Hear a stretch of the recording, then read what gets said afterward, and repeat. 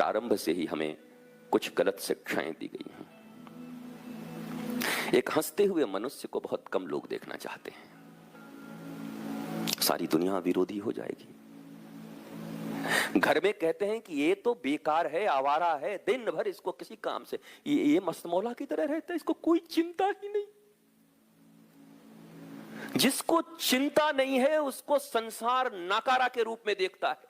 कमाल। चाह गई चिंता गई, मनुआ भई बेपरवाह, और जिनको कछु नहीं चाहिए वही साहन के साह।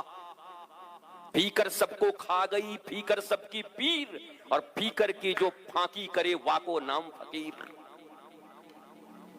ये अवधारणा इस संसार से मिटा दी गई। अटेंशन उसी को मिला जो बीमार रहा। तो हम दूसरे की क्या कहें, हम भी बीमार बचपन में इसीलिए पढ़ते थे कि उस जमाने में ब्रेड, हाँ इंडिया में ब्रेड मिलना बड़ा कठिन था उस जमाने में। रोटी मम्मी की मिल जाती थी, माँ की पाव रोटी मैंने बहुत बड़ी चीज है, और दूध वो मिले इसके लिए महीने में 3 बार मैं बीमार होता था। क्योंकि हमारी एक बड़ी बहन थी, वो बहुत बीमार होती थी, वो दूध ही ब्रेड खाती थी। वाह ये मोटी तो बहुत खाती है, हम अच्छे खासे खेलते उलते हमको मिलते ही नहीं, रोटी खा खा के हमारी जिंदगी निकली जा रही। सो हम भी बीमार पड़ने लगे। इसको तो बहुत प्यार मिलता है, महीने में 5 दिन स्कूल नहीं जाती, बीमार होती, हमको रोज जाना पड़ रहा है। तो हमने भी गुणा गणित लगाए, स्कूल कम जाना पड़े, अटेंशन ज्यादा मिले, मिल्क एंड ब्रेड सहजता से उपलब्ध हो जाए, अब बचे खुचे अंगूर भी मिलने लगे।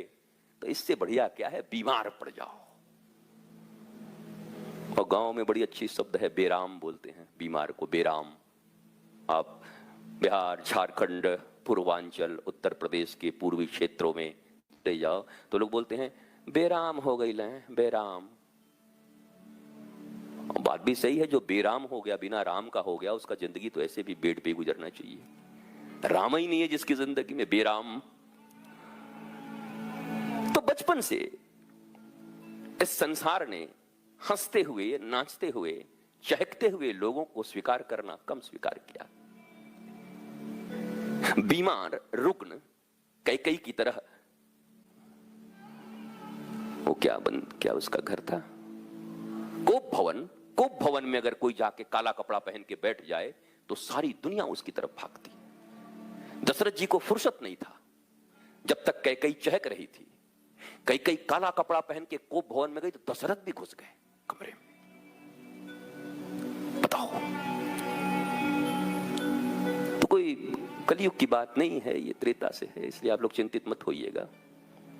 और पति पत्नी में कभी कभी कुछ लड़ाइयां हो जाती हैं, और बार महाराज जी हमारी बात ही नहीं सुनती। और ये तो सती कौन सा महादेव की बात सुनती थी, पुरानी बीमारी है। आप बल्कि अपने आप को प्रसन्न किया कीजिए, मैं महादेव कोटि का इंसान हूं। बोला कैसे? बोला उनकी भी बात पत्नी नहीं सुनती थी, मेरी भी नहीं सुनती है, इस मामले में हम लोग दोनों बराबर हैं।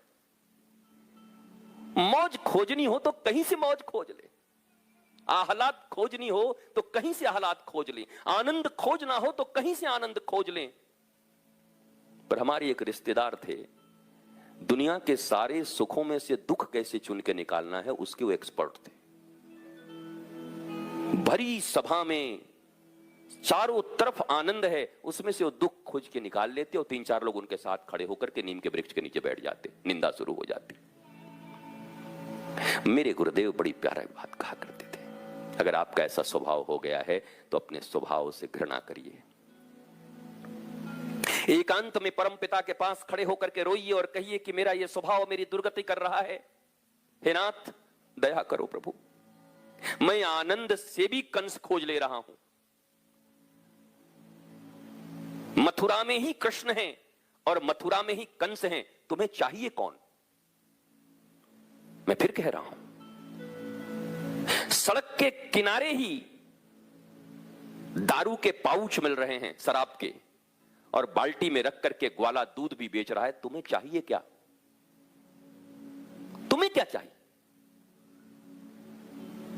दसांग गुगल हवन चारों तरफ घर में करके धुआं करके, सुंदर धुआं, जिस धुआं से देवता भी आकर्षित होते हैं, वातावरण भी शुद्ध होता है, वो भी है, और चेन स्मोकर बन करके अपने फेफड़े को जला लेने का उपाय भी तुम्हारे पास मौजूद है। चुनना तुम्हें है, तुम चुनो।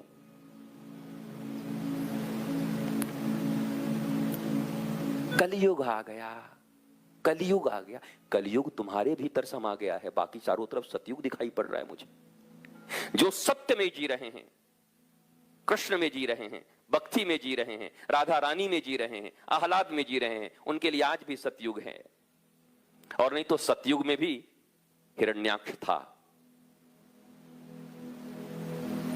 हिरण्यकश्यपु थे। सतयुग तो ऐसा लोग बोलते हैं, लगता है कि सतयुग में कोई आदमी दुखी था ही नहीं। अरे हिरण्यकश्यपु उसी में था, महादुखी आदमी, महालड़ाका।